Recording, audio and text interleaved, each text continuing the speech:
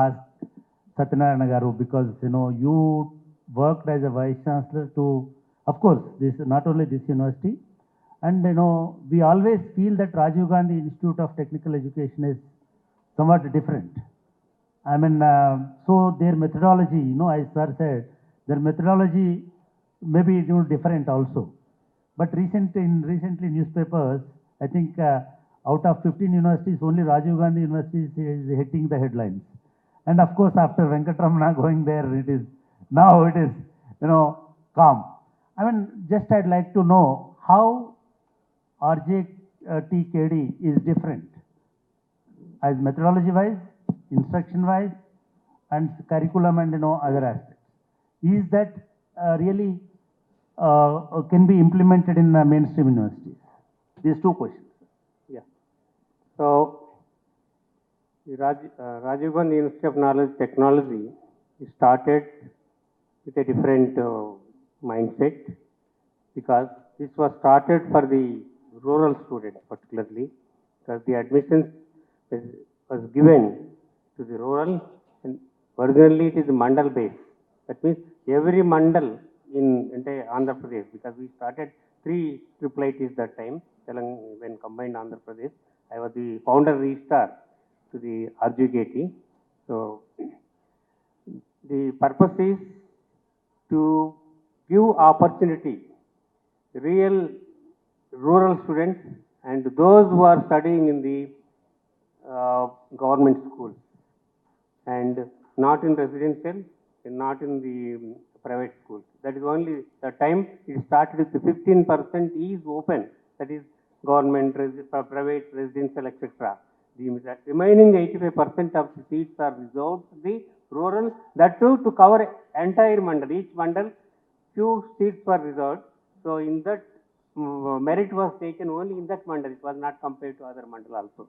That way, we could able to attract, because that time each center, we have taken 2,000 students in Basra, 2,000 Newsweed, and 2,000 Tripalpai. And the infrastructure was not there at that time, and students came first and infrastructure started growing. But that model is actually ICT model. We select the students to the university. That is university where the earlier university, the undergraduate students used to come, and now university only postgraduate students are coming.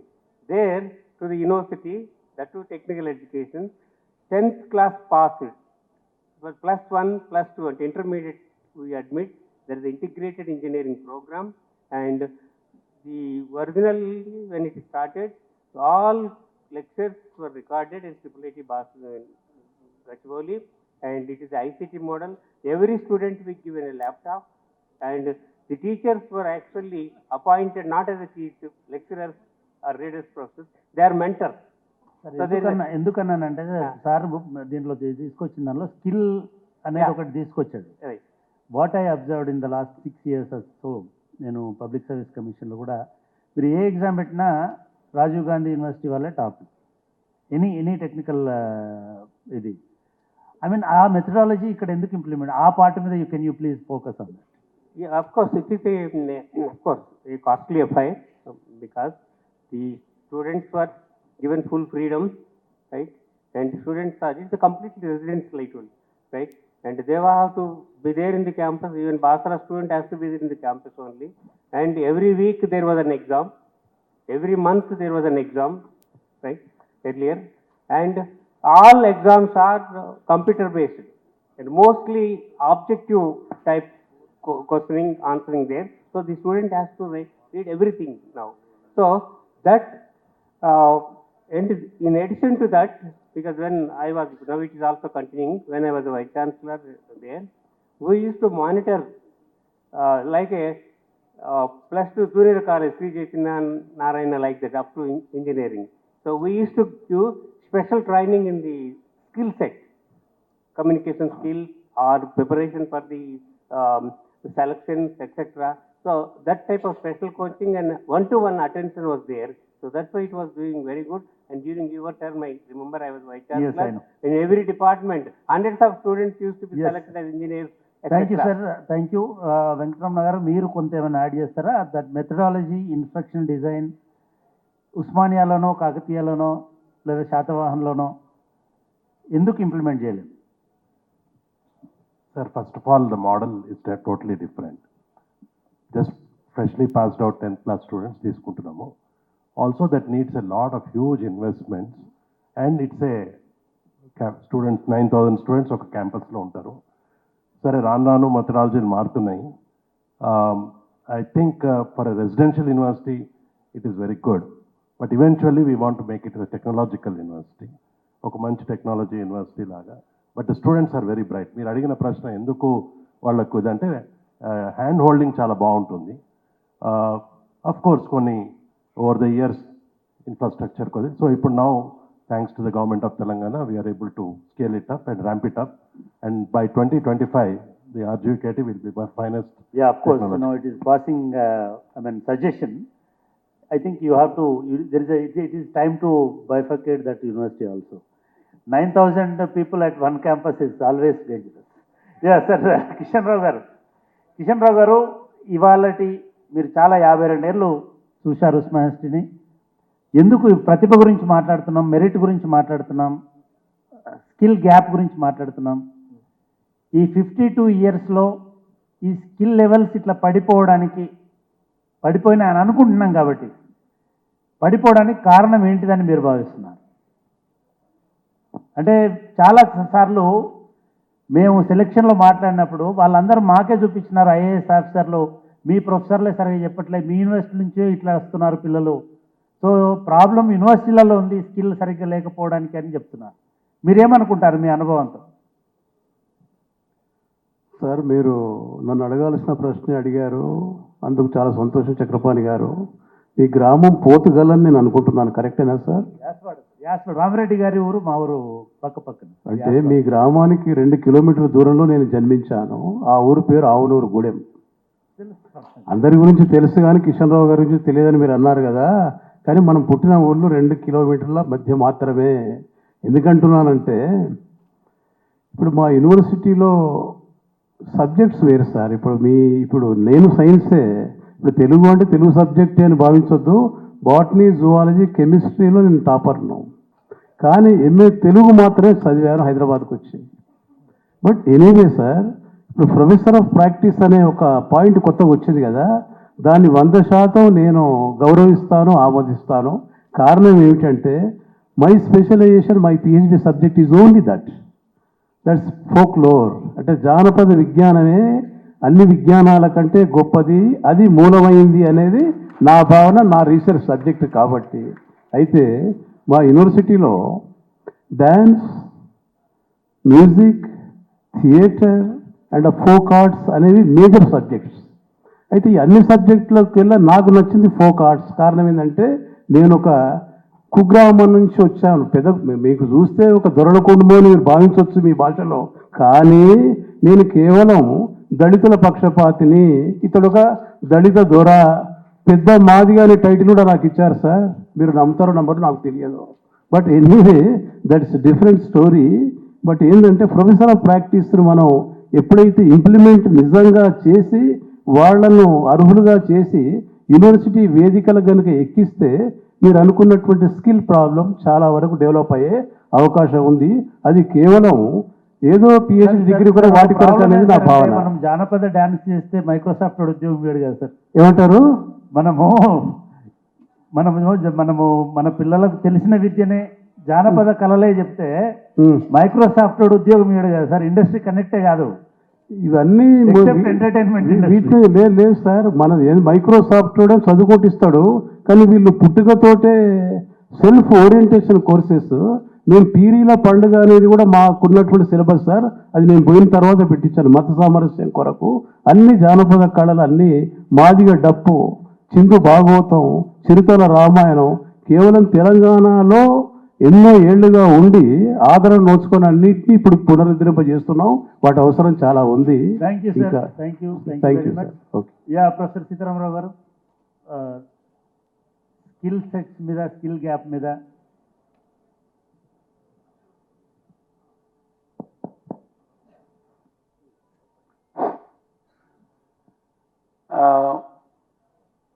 మొదట అడిగిన ప్రశ్న challenges కదా, అది మళ్ళీ వస్తాం sir, దాని కంటిన్యూషన్లో క్విక్గా half minute.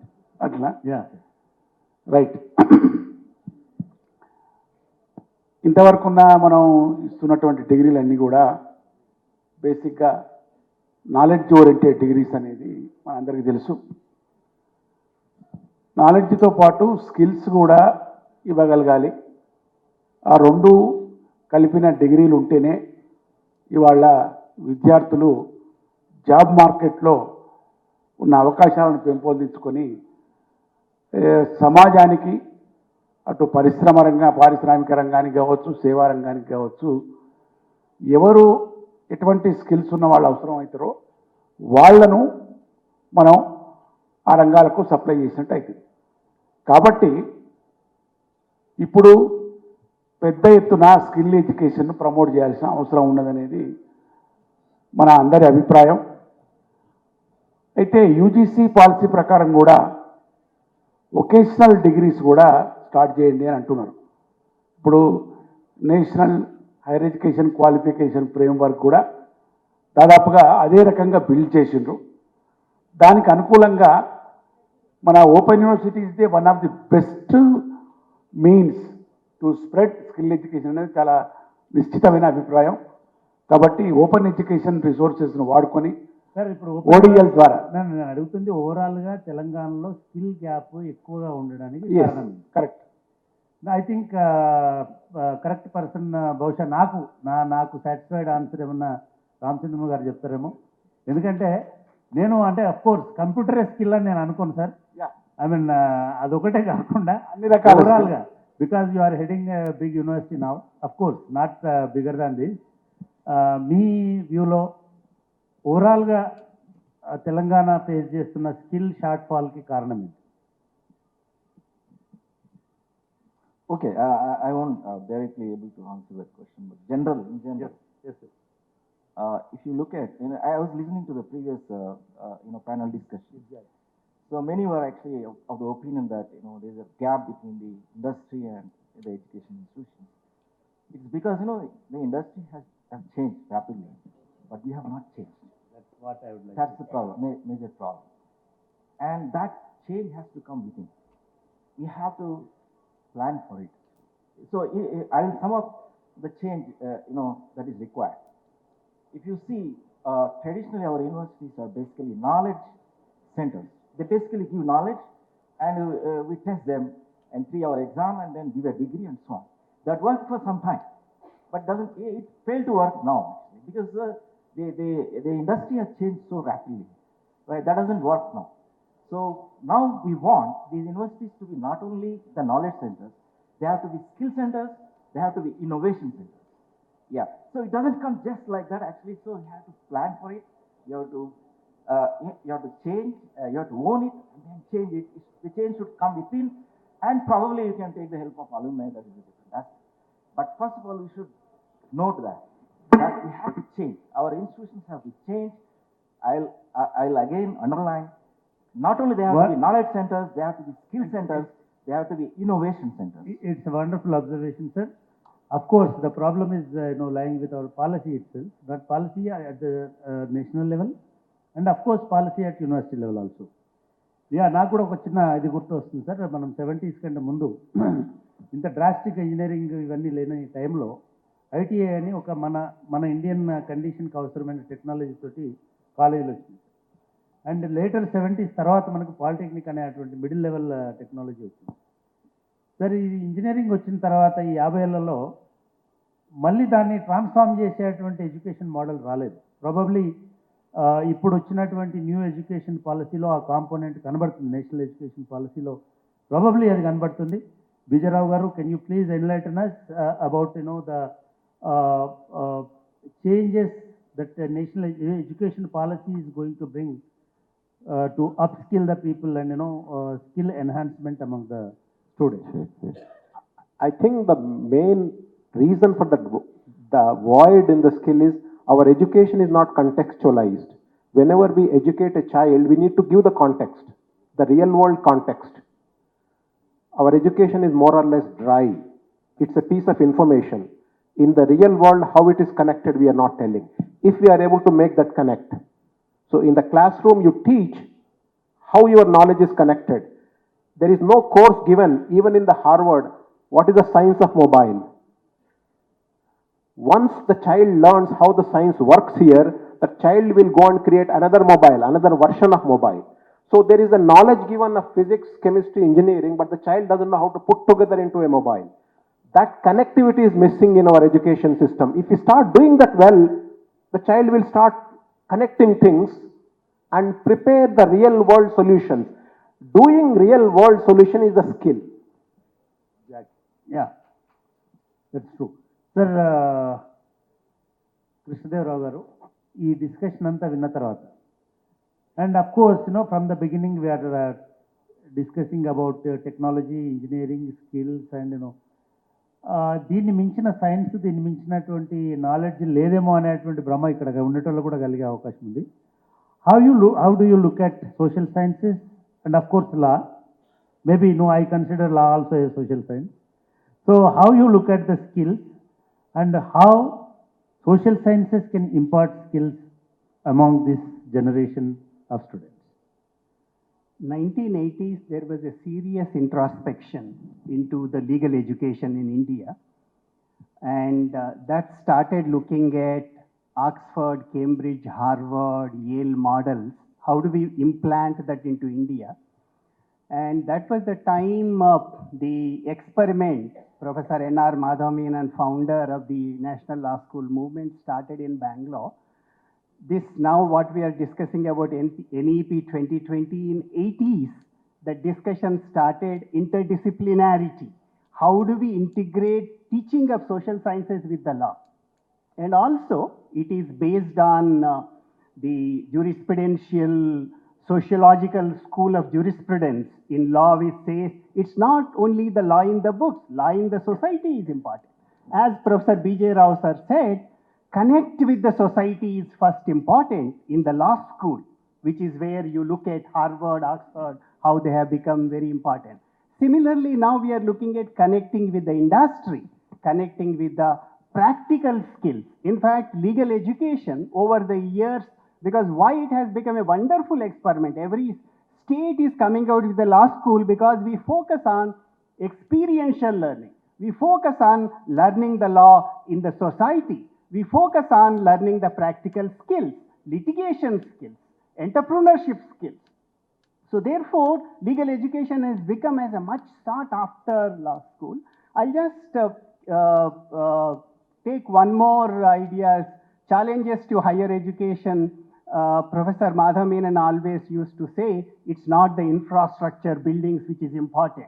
As Professor B.J. Rao also said, I need 6 motivated, committed, dedicated teachers. So what is required is an intellectual infrastructure. Teachers, proactive teachers. We heard, we have to go to the industry. In fact, in the initial days of our working in the National Law School, Bangalore, the faculty has to go to the law firms. Stay with 2 months, learn.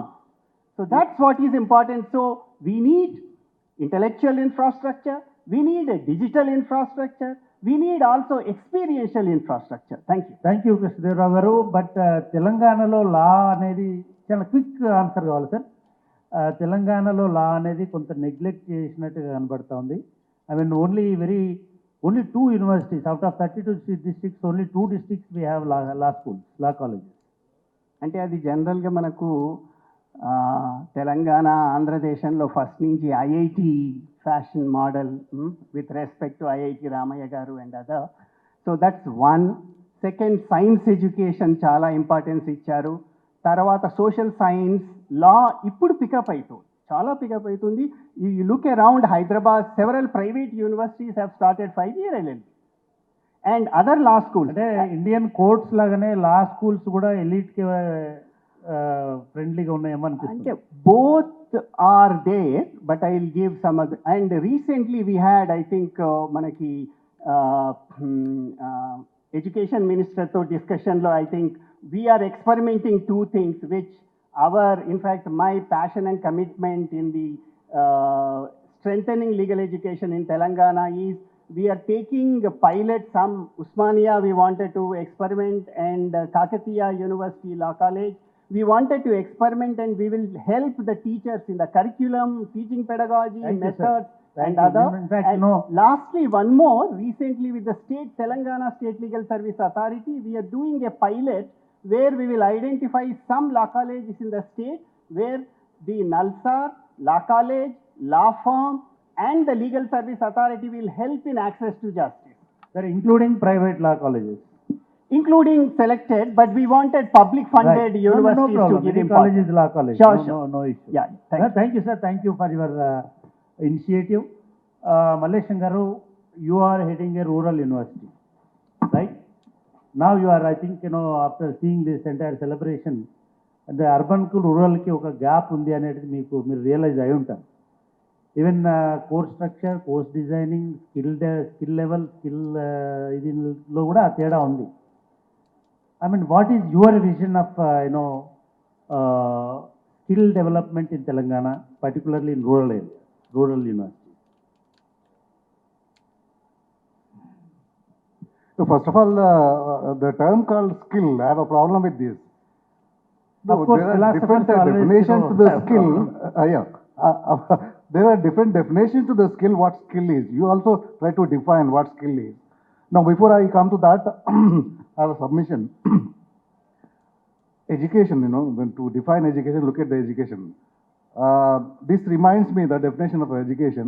Way back pre-Socrates period, a school called Sophist. They opened an institution. The slogan was, appudu slogan endante, join our institution, will make you a good citizen. Join our institution, will make you a good citizen. Sophist. And also will be a knowledgeable person. With these two, we can build a strong nation. We can build a strong, knowledgeable society. This is actually missing. Nowhere it appears, nowhere bothers about this. The very idea of the very philosophical foundation to educational thought should be this. Now, I'll start from So, there. sir, for me, how many Group 1 officers you are sending to the state from Sachivalayam University? That is skill. I mean, that is geography. That is opportunity. Yeah, I'll straight answer. A student in sociology, I teach them, I also make them aware of what's happening around, how you can look at the subject. సబ్జెక్ట్ని సమాజానికి ఎట్లా apply చేస్తావు, సబ్జెక్ట్ని through subject సమాజాన్ని ఎట్లా చూస్తావు, theory కావచ్చు, empirical study కావచ్చు, దీని ద్వారా సమాజాన్ని ఎట్లా చూస్తావు అని నేను ఒక థాట్ ఇచ్చినప్పుడు, హీ విల్ చూజ్ ఐఏఎస్ అవుతాడా, గ్రూప్ 1 ఆఫీసర్ అవుతాడా, పోలీస్ అవుతాడా, కానిస్టేబుల్ అవుతాడా, ఆయన చూజ్ చేసుకుంటాడు. నువ్వు ఏం ఉద్యోగం చేయాలని నేను చెప్పను, ఆయనకి సంబంధించిన కావాల్సిన జ్ఞానాన్ని ఇచ్చే ప్రయత్నం చేస్తాను. ఆ జ్ఞానంతో పాటుగా సామాజిక అవసరాలేంటి చెప్పే ప్రయత్నం చేస్తాను. అప్పుడు విద్యార్థి చూజ్ చేసుకుంటాడు నేను ఏ ఉద్యోగానికి పోవాలి, గ్రూప్ 1 గ్రూప్ 2 కానీ. అంతే టీచర్ పని. కానీ ఆయన స్పెసిఫిక్గా కోచింగ్ సెంటర్స్ కాలేవు, యూనివర్సిటీ కోచింగ్ సెంటర్లు కాలేవు. ఇస్తున్నాం, అఫ్కోర్స్ ఇస్తున్నాం, కానీ కోచింగ్ సెంటర్లు కాలేవు, జ్ఞానాన్ని ఇచ్చే సెంటర్లు ఇవి. అయితే జ్ఞానాన్ని ఇచ్చే సెంటర్లు. Thank you sir. నా దగ్గర పెద్ద ప్లీజ్ మళ్ళీ వద్దాం. యా, ఎందుకంటే సిద్దికి సాబ్ కూడా ఏమనుకుంటున్నాడు, what kind of skills we required, because ఈ smiling all the way when all others are speaking. Sir please. Thank you again. The fact remains that this is not the problem of only Osmania University. All other state universities are facing great problems. The first and the foremost important thing is that we are not transiting from the modern to the postmodern. And the key is, until unless we transit and we make a change, and the change has to come at several levels. The first and the most important change which we need to bring about in Osmania, which is a great university, 100 years old university, is that we need to change our syllabus which relate to the industry, which relates to the corporate houses, which relate to private sector, which relates to aviation industry, which relates to banking industry, which relates to LIC industry, industries which have emerged all over the place. When I was a student, only there were two industries. One was the IDPL and the other was HMT. There were only 2 or 3 industries. But the fact is, it is altogether a different world now. And until unless the university change according to the requirements of the time, age and society, will be relegated into background. And Osmania is not a thing which will be relegated into background. Stars are making great effort. We need to change this. Number one, we need to incorporate in our syllabus things which are required in this society, the industry, the corporate houses, the private sector. That is the key. If we don't relate, we will be in trouble. And for that particular thing, we need infrastructure, we need good teachers, we need syllabus change, we need to bring the people from industry to tell us how to go about changing this particular atmosphere, which is modern, though it is not postmodern as yet. The second important thing what we need to do is that we need to connect with the medical industry. We need to have courses which relate to various important aspects which are there in the medical industry. And there is a great opportunity for our students to get the jobs. That will produce more jobs for the students if we do these kind of courses. The second important thing is, the other important thing is, all over the world, in the Western world, there is a concept of 24/7. The universities are now working all over the place. When I was in USA, in one of the universities, we went there in the morning and we saw the courses going on, classrooms are occupied. Yeah. Then I just walked at about 6 o'clock. Again, it was full of people and students. They are working 24/7. There is no such concept in our industry. When I was a student in our botany zoology department, physics chemistry department, professors used to do the research up to 10 o'clock in the night. They were all full of lights. And today, 3 o'clock, after 3 o'clock, not a soul is to be seen. That is the change which has come. We need to bring about a change.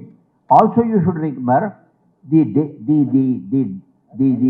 requirement of the day is the online courses. We need to slide online courses so that our students can connect with Oxford University, Cambridge University. They may do one diploma, they may do one certificate courses. Their marketability will change if we do that particular thing. And then all students, 90% of the students who are coming to Osmania University, one example, are from the rural areas. Their mother tongue is Telugu. They are weak in English. We need to change their communication skills. And today's requirement industry is, the first and the most important thing is the communication skills. For that, we need to change, and we should establish ELTC centers all over the campus, in our constituent colleges, in our affiliated colleges. Unless we speak fluent English, we will be nowhere in this particular market today. The thing is, this is the requirement of the day. And if you establish a ELTC center, you need to establish a language lab where the student can improve his communication skill, he or she. Also, you should remember that this is the age of self-learners. We need to tell our students that you can do everything at home in the night. I will give one example. One girl did her graduation in English literature at McGill University in Montreal. She got married, she went to Kuwait. She applied for a post of a lecturer when a notification came. She gave the interview, the principal came out and said, "You are the best." And then she said, "You are not selected." She was shocked to her hilt. What the hell? You are saying I am the best, but I am not selected. He said, the principal said, "No, you cannot be selected because you don't have any educational course on record. You have not done anything in the field of education." So the husband and the wife, they sat on the computer, they went online and they found a diploma course of 3 months in UK. They traveled to that place, came back, and they did the course online. Then they traveled for 20 days of teaching and they downloaded the certificate. She went to that particular school and she was appointed on 6,000 riyals. That is not happening in India. So thank you, sir. Really, Thank you very much. Yeah, మీరు చాలా important ఇష్యూస్ని తీసుకొచ్చారు.